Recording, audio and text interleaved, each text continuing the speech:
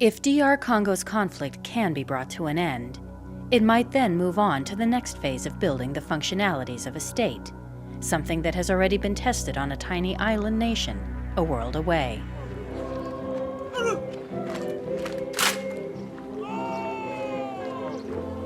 In August 2009, East Timor commemorated the 10-year anniversary of its independence from Indonesia at the ceremony for its fallen war heroes. José Ramos Horta lived for years in exile, lobbying for freedom for his country. Today, he is the president. I have enjoyed it thoroughly, to be reattached culturally, physically, to part of my body and spirit, in spite of the difficulties we encountered in these last 10 years. More than 100,000 people died during the 24-year occupation, and when Indonesian troops finally withdrew in a spasm of violence, East Timor was left in ruins. Even today, its fragility remains obvious. Half its people live below the poverty line. Burned buildings remain on many corners. Unemployment runs as high as 40%. It became clear that even the commitment of a proud population was not enough to build this nation. From the beginning, that job has been shared with the international community, backed today by 1,600 United Nations police and 800 peacekeeping troops from Australia and New Zealand. East Timor may be a tiny country, only the size of Connecticut with 1 million people, but the international community's mission to rebuild this fragile state has been one of the biggest ever undertaken. And East Timor provided a suitable laboratory for how to build a nation from the ground up. I think what smaller states may offer is a chance to be slightly more experimental, to be more progressive, because to some extent, things are more manageable. So you could look at it as a tremendous opportunity, I think.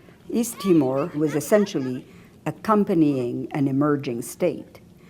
There are not a lot of blueprints for that. This was probably the first place where the international community played a direct and highly intrusive and controlling role in the Ministry of Finance and the business of tax collection and revenue generation and natural resources management. Edward Rees first came to East Timor in 2000 with the UN mission. This was the first place that the United Nations played a role in the creation of a national defense force. While the UN provided crucial emergency services to those displaced from the fighting and oversaw successful elections, it had never before tried to build the institutions needed to run a country, and was given very little time to do it. The United Nations was here for 2 years. In 2 years, with the best of intentions, all the resources they could have mastered, and they did have a lot of resources, financial and human resources, they could not have built up a modern, functioning state within 2 years. I think given the time that they had, they made expedited decisions in order to get things done, to keep to the schedule that New York had given them, and they were the wrong decisions for the long-term stability of the country. Rees and other international analysts point to the mismanaged building of a professional military and police force, and a failure to properly integrate former guerrilla fighters, leaving them marginalized and disgruntled. Just as the UN was in its final stages of drawdown in 2006, political infighting tore apart these newly formed institutions. Dozens were killed and thousands again displaced.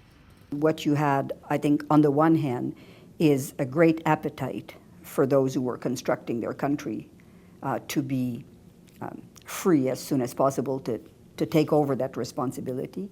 And at the same time, I think a Security Council, a UN, not particularly anxious to stay any longer than was absolutely necessary. So you had a mix there that I think probably encouraged an exit that in retrospect was probably premature. East Timor called for help. New peacekeeping troops were dispatched and the UN scaled back up. Now there is more focus on shoring up the police and military. Under the watchful eye of Australian peacekeepers, Timor's army and police squared off in a friendly shooting competition. Just 3 years ago, they were killing each other. Police Commander Longinus Montero is hopeful a corner has been turned. Why are exercises like this important for your forces? This is one of the proof that we can show everybody that we are working as a part of the state institutions. We are working side by side. We sharing our ideas. We have to leave all the past gone away. This is what this Timor needs, because our people is suffering too much. It's uncertain this camaraderie will hold. Reports suggest the Timorese government has resisted further reforms, such as instituting civilian control and defining the specific tasks of the army and police. Besides the renewed efforts to rebuild East Timor's security sectors, the UN is also focused on the country's political institutions, including a 65-member parliament. Just a courtyard away from the impressive main chamber, a UN program is teaching staff everything from drafting legislation to scheduling a minister's daybook. So you will help with the speeches, yeah? UN staffer Tony Sisule came from Kenya to help. Working with my colleague Jonas, he's fresh from university, and that's probably the best you're going to get, a fresh graduate. He doesn't have work experience. I bring 10 years or so of work experience from many other countries. So we basically try to transfer this experience to the young Timorese who are coming up. 2-3 years down the road, I think they should be able to handle a lot of the functions on their own because they're quite talented people. But it's a race against time to build up East Timor's capacity, one that still faces strong risks from societal pressures. Chief among them, what to do with all the unemployed young people, a demographic that has become violent in the past. Here in the mountain town of Vallejo, a U.S. government-funded program seeks to counter these risks by offering general classroom education and specific skills training to otherwise idle youth. This particular session had slots for 50 students. Twice that many applied. Another potential pressure point, East Timor has not pursued war crimes tribunals against Indonesia, calculating that it needs to keep the peace with its much larger neighbor. Let's put the past behind. There will be no international tribunal. But there are concerns that many Timorese may not have the same ability to forgive and move on as President Ramos Horta. Seo Lopez is a Timorese activist, recently recognized for her contribution to society. But she disagrees strongly with her president on this issue of justice. It's about right and wrong, more than hanging generals and send them to jails. But we must establish that certain behavior are not tolerated anywhere in the world. Why should it be tolerated in East Timor? For Lopez, this is one of the greatest risks facing East Timor today. These people are so angry, they accumulate and accumulate.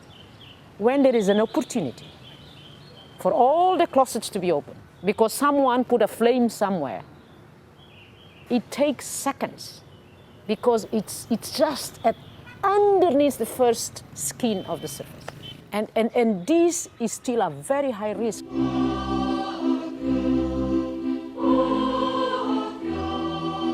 As the flag was raised at East Timor's commemoration of its bold first steps 10 years ago, many questions remain for its future. At stake is not just peace and prosperity for one of the world's newest nations, but also the role of the international community as it continues to grapple with the task of nation building.